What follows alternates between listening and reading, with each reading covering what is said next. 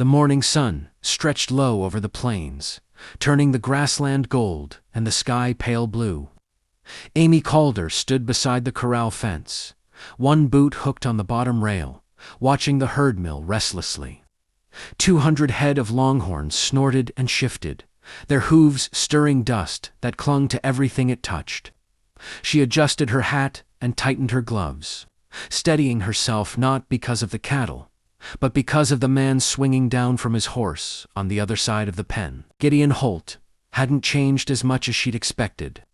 Broader, maybe. His shoulders filled out his coat, the way they hadn't when he'd left town 8 years ago.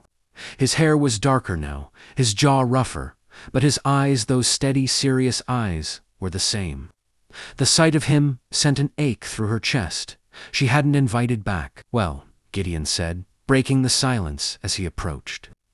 "Didn't think our first meeting, after all this time, would be over a herd of angry cattle." Amy kept her gaze on the animals.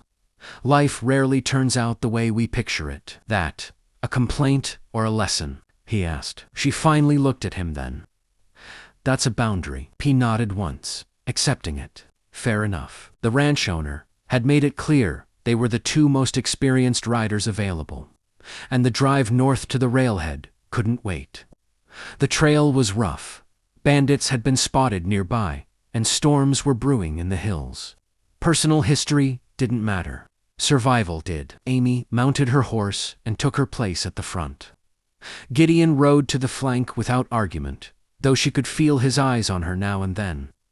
The cattle began to move hooves, pounding the earth in a steady rhythm as the trail opened before them. The first miles passed in silence.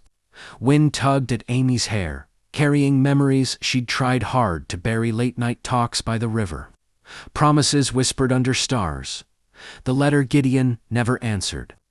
She clenched her jaw and focused on the job. By midday, the heat was relentless.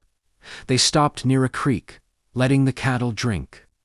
Gideon dismounted and checked the perimeter, while Amy counted heads. "Still good at that," he said quietly. "At what?" "What?" she replied. "Keeping everything together, even when it's falling apart." If you want to hear the full story, click the title below.